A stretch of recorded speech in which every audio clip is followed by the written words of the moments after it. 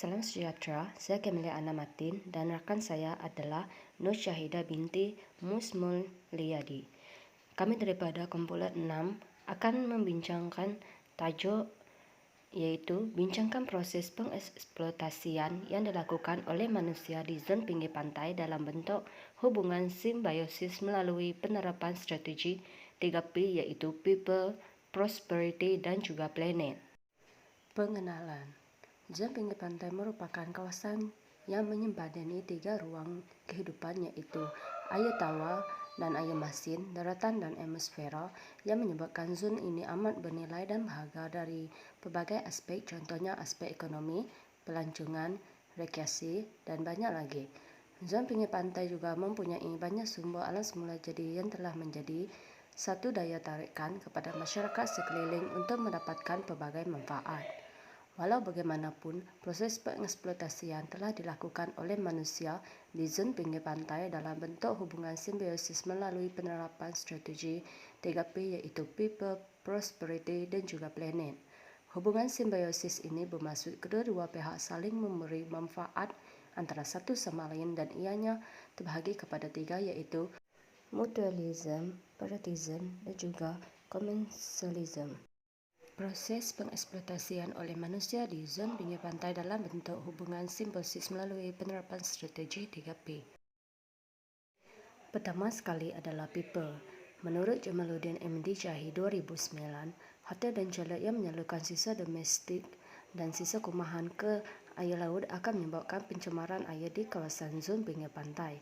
Hal ini berlaku sedemikian kerana pengurusan yang tidak cekap yang telah dilakukan oleh beberapa pengusaha ini sering berlaku dan perlu diambil tindakan yang tegas dalam menjaga keindahan alam zon pinggir pantai. Keadaan seperti ini telah dipanggil sebagai parasitism kerana hanya satu pihak sahaja yang akan mendapat keuntungan. Sebagai contohnya, pihak pengusaha hotel dan chalet akan mendapat keuntungan manakala zon pinggir pantai pula akan tercemar kerana pembuangan sisa domestik dan sisa kumahan ke air laut. Oleh itu, bagi mengelakkan pencemaran air berlaku, sebelum menjalankan aktiviti pembangunan, pihak bertanggungjawab mestilah diwajibkan untuk menyediakan laporan penilaian kesan kepada alam sekitar iaitu EIA untuk menjaga kelestarian zon pinggir pantai.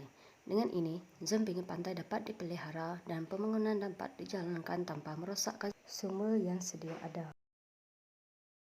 Selain itu, menurut Muhammad Shah Hasim 2010, pelancong yang melancong telah melakukan aktiviti rekreasi seperti berkelah di zon pinggir pantai yang akan menjejaskan kebersihan pantai. Oleh itu, pendekatan yang terbaik telah diambil dengan melakukan aktiviti gotong royong selepas melakukan aktiviti rekreasi supaya kebersihan zon pinggir pantai sentiasa terjaga.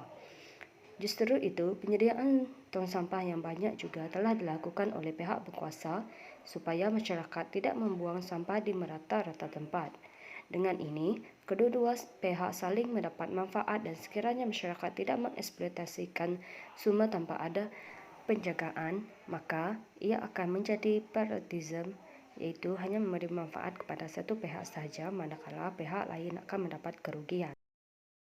Akhir sekali, pelancong yang datang ke zon pinggir pantai dengan melakukan aktiviti seperti snorkeling, scuba dan trampling juga telah menyebabkan kerosakan koloni karang. Hal ini berlaku kerana para pelancong sering berjalan menendang dan menyentuh terumbu karang yang tidak sepatutnya disentuh. Oleh itu, pendekatan utama untuk menguruskan aktiviti rekreasi di kawasan terumbu karang termasuk pengubah suaian tingkah laku manusia melalui pendidikan. Para pelancong yang ingin melakukan aktiviti scuba, trampling mestilah diberikan arahan untuk tidak merosakkan atau menyentuh terumbu karang dan akan mengenakan tindakan sekiranya pengunjung melanggar arahan. Dengan ini, kedua-dua pihak saling mendapat manfaat dan keuntungan yang dipanggil sebagai mutualism. Assalamualaikum, nama saya Nur Syahidah binti Musmulyadi, nomor metrik BA 19110520. Saya akan meneruskan pembentangan ini dengan meneruskan pembentangan strategi 3P yang kedua, iaitu Prosperity. Prosperity dikaitkan dengan ekonomi win pengusaha. Ekonomi merupakan cara-cara yang dilakukan oleh manusia dan kelompoknya untuk memanfaatkan sumber-sumber yang terbatas untuk memperoleh berbagai komoditi dan mendistribusikannya untuk dikonsumsi oleh masyarakat menurut Paul E. Samuelson.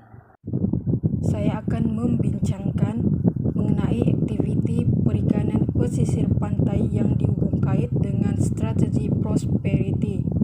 Sebelum itu, saya akan menerangkan definisi perikanan. Menurut Jabatan Perangkaan Malaysia 2011, perikanan merupakan penangkapan atau pemungutan dan pembiakan hidupan laut daripada lautan, pinggir pantai, perairan pedalaman dan kuala atas dasar komersil dan untuk kegunaan sendiri tetapi bukan untuk bersukan. Aktiviti perikanan yang melibatkan penangkapan ikan dalam skala yang kecil dengan hanya menggunakan peralatan tradisional. Ianya dilakukan oleh nelayan-nelayan untuk mendapatkan hasil tangkapan ikan untuk ahli keluarga dan untuk menjana pendapatan bagi menampung keperluan keluarga mereka.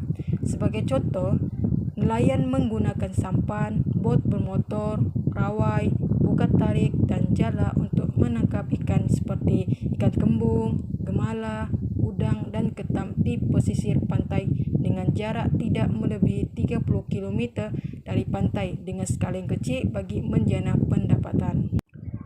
Strategi 3P yang terakhir ialah Planet, Win alam sekitar.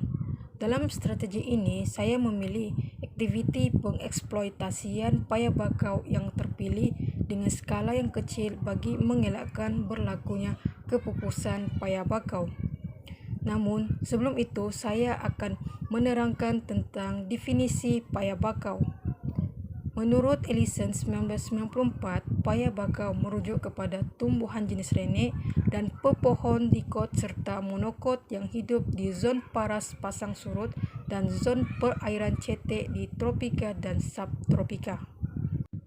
Dalam strategi ini, melibatkan strategi penebangan pokok bakau yang telah matang.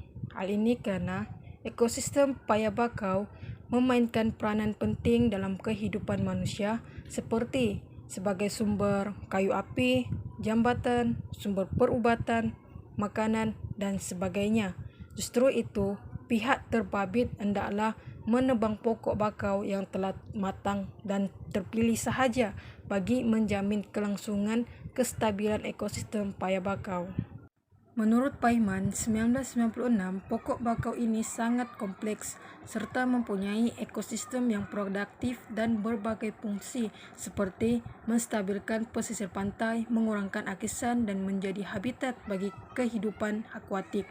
Oleh itu, jelaslah bahawa penerokaan pesisir pantai hendaklah dilakukan dengan mengambil kira pelbagai aspek agar dapat meminimumkan kesan kemudaratan atau kemusnahan ekosistem pinggir pantai. Kesimpulannya, pengeksploitasian secara berleluasa dan berskala besar di kawasan zon pinggir pantai telah memberi kesan kepada alam sekitar dan manusia yang akan mengundang malapetaka sekiranya tidak ditangani dengan segera. Buktinya, menurut Cosmo Online, pinggir-pinggir laut mengalami kisan teruk manakala terumbu karang berdepan dengan ancaman akibat pencemaran serta peningkatan suhu. Pengeksploitasian yang dilakukan hendaklah mengikut prosedur yang betul, teliti dan terperinci serta mengikut undang-undang yang telah ditetapkan oleh pihak berkuasa dengan mengambil kira kesan yang akan berlaku akibat pengeksploitasian pinggir pantai berkenaan. Hal ini sebagai persediaan untuk menangani isu-isu atau kesan-kesan akibat pengeksploitasian tersebut di zon pinggir pantai. Oleh itu, pengurusan zon pinggir pantai dan sumber alam semula jadi sangat penting bagi manusia dalam perkembangan ekonomi dan sosial negara yang dikelilingi oleh lautan.